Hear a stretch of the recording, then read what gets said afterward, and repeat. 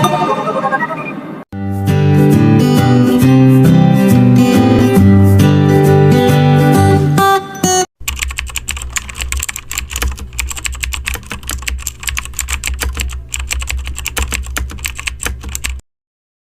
warahmatullahi wabarakatuh. Selamat pagi semuanya. Kami dari kelompok 1 yang beranggotakan saya sendiri, Tiara Karismawati, dan ada teman-teman saya yang bernama Lita Adelia, Amanda Widiasari, Putri Nabila, Akbar Ramadan, dan Sanya Ningsi Sinaga. Baiklah teman-teman, di sini kami akan menjelaskan bagaimana sih cara pengukuran dioda dan transistor. Baiklah, di sini sudah ada teman saya yang bernama Sanya Ningsi Sinaga yang akan menjelaskan lebih lanjut materi hari ini. Kepada Sanya, silakan. Baiklah, saat ini saya akan menjelaskan mengenai dioda dan transistor. Yang pertama adalah dioda. Dioda merupakan komponen yang berfungsi untuk mengarahkan sekaligus sebagai penghambat arus listrik yang disusun dari beragam bahan yang bersifat semikonduktor. Saat ini, macam dioda yang paling umum dibuat dari bahan semikonduktor seperti silikon atau germanium.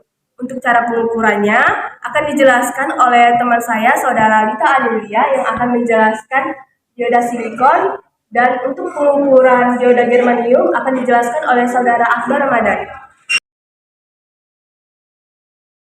Baiklah, di sini saya akan menjelaskan dioda silikon dengan menggunakan multimeter analog dan digital.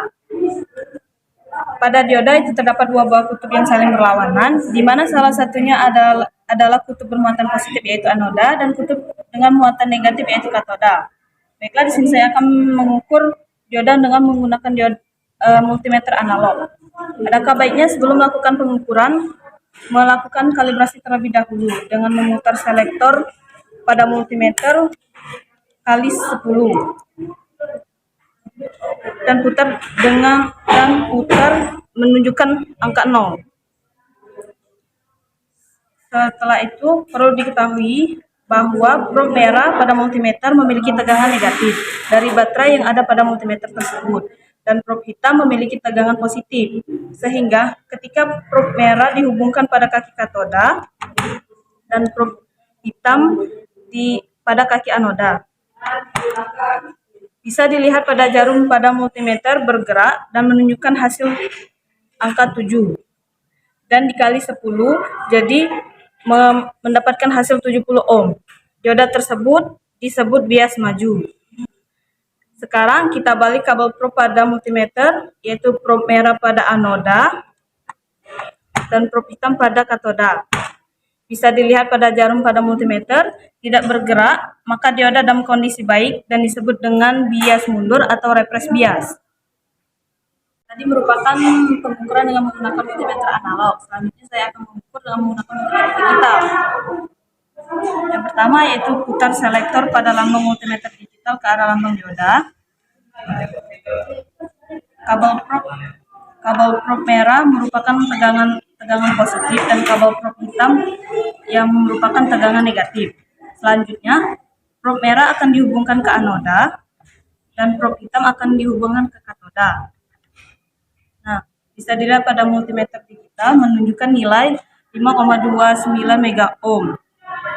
Selanjutnya, putar kabel probe merah ke katoda dan kabel probe hitam ke anoda.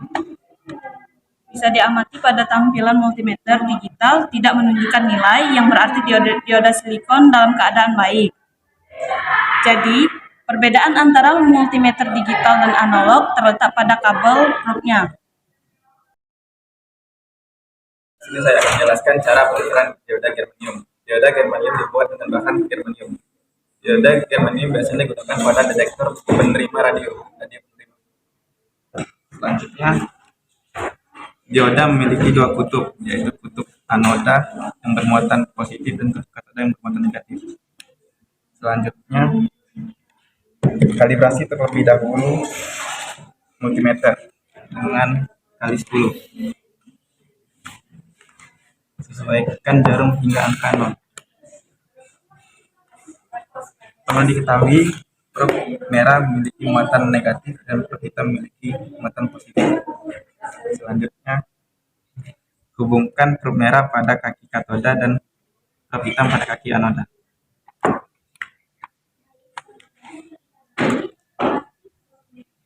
dapat dilihat jarum menunjukkan angka 5, kemudian dikali 10 menjadi 50. Karena jarum bergerak dapat diartikan bahwa dioda dialiri arus bias maju. Selanjutnya, putar posisi probe, di mana probe merah dihubungkan pada kaki anoda dan probe hitam dihubungkan pada kaki katoda. Dapat dilihat jarum tidak gerak, yang berarti dioda dialiri arus mundur atau reverse bias. Ini merupakan pengukuran dengan menggunakan multimeter analog. Selanjutnya saya akan menunjukkan pengukuran dengan multimeter digital. Pertama, putar selektor menunjuk pada dioda. Perbedaan pada multimeter analog dan multimeter digital terdapat pada muatan probe, di mana probe merah memiliki muatan positif baterai dan probe hitam memiliki muatan negatif baterai.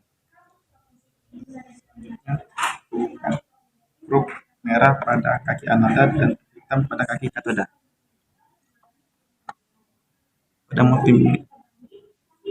Pada multimeter menunjukkan nilai 4 kilo ohm. Selanjutnya, balik posisi probe merah dan probe hitam, di mana probe merah dihubungkan pada kaki katoda dan probe hitam pada kaki anoda.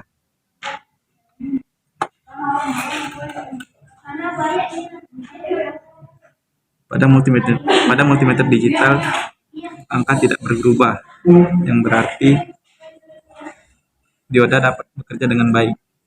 Nah, tadi merupakan cara pengukuran dioda. Selanjutnya, kita memasuki cara pengukuran transistor. Sebelum itu, saya akan menjelaskan tentang transistor. Transistor merupakan sebuah alat semikonduktor yang dapat dipakai sebagai penguat, stabilisasi tegangan, dan saklar. Transistor dapat digolongkan menjadi dua keluarga besar, yaitu transistor bipolar dan transistor efek Medan. Perbedaan yang paling utama di antara dua kelompokan tersebut adalah terletak pada bias input atau output yang digunakannya. Nah, pada kali ini yang akan kami ukur pada hari ini adalah transistor bipolar. Transistor bipolar mempunyai dua jenis, yaitu PNP dan NPN. Untuk cara pengukurannya akan dijelaskan oleh teman saya, Putri Nabila dan Amanda Widiasari, yang akan menjelaskan tentang pengukuran transistor. Baiklah, di sini saya akan menjelaskan transistor bipolar yang berjenis PNP. Dapat kita lihat, transistor ini ada dua jenis, yang pertama PNP dan NPN. Saya akan menjelaskan itu transistor PNP yang berjeniskan BD140. Pada transistor terdapat tiga kaki, yang pertama basis, emitor, dan kolektor. Pertama, saya akan melakukan pengukuran menggunakan multimeter analog. Alangkah baiknya sebelum melakukan pengukuran, dilakukan kalibrasi terlebih dahulu. Setelah itu, kabel probe merah dihubungkan ke basis dan kabel probe hitam ke emitor. Dapat dilihat di tampilan multimeter analog menunjukkan angka 7. Karena melakukan range kali 10, maka didapatkan 70 ohm. Selanjutnya, kabel probe hitam dihubungkan ke kolektor pada transistor. Dapat kita lihat menunjukkan hasil 7 dikali dengan 10 berarti 70 ohm. Dapat disimpulkan menggunakan ke multimeter analog, transistor ini dalam keadaan baik. Nah, tadi merupakan pengukuran transistor menggunakan multimeter analog. Sekarang saya akan menggunakan multimeter digital untuk pengukurannya. Dapat kita lihat,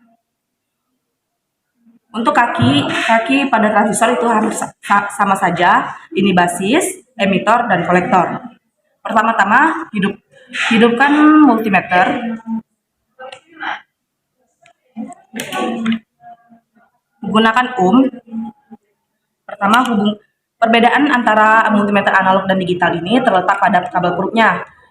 Kalau untuk multimeter digital itu kabel probe hitam di basis, sedangkan kabel probe merah itu di emitter. Menunjukkan tampilan display itu 35,18 mega ohm. Sedangkan untuk kaki emitter itu menunjukkan tampilan 34,58 59 mega ohm. Jadi dapat disimpulkan transistor BD140 dalam keadaan baik. Baiklah, selanjutnya saya akan mengukur transistor bipolar dengan jenis NPN dengan nama BD139 dengan menggunakan multimeter analog. Alangkah baiknya sebelum kita memulai pengukuran, dikalibrasi terlebih dahulu dengan dikali 10. Baik, transistor memiliki tiga kaki. Yang pertama ada basis, kolektor, dan emitter. Kabel probe merah ditaruh di kolektor dan yang probe hitam di basis. Maka akan menunjukkan nilai 7,4. Selanjutnya, kaki pada kolektor diganti dengan emitter, menunjukkan nilai 7,2. Maka transistor dinyatakan dalam keadaan baik. Nah, tadi saya telah mengukur transistor dengan menggunakan multimeter analog. Selanjutnya saya akan mengukurnya dengan menggunakan multimeter digital. Menggunakan ohm, kabel probe merah ditaruh di basis dan kabel probe hitam dimasukkan ke kaki kolektor. Didapat nilai 24,95 mega ohm dan selanjutnya probe hitam dipindahkan ke emitter dengan nilai 25,83 mega ohm. Maka transistor dinyatakan dalam keadaan baik. Nah, teman-teman, itu tadi cara-cara pengukuran serta sedikit penjelasan dari kelompok kami tentang transistor dan dioda. Sekian pemaparan dari kami. Apabila ada salah kata mohon dimaafkan. Semoga pemaparan kali ini berguna untuk kami serta banyak orang. Wabillahi taufiq wal hidayah. Wassalamualaikum warahmatullahi wabarakatuh.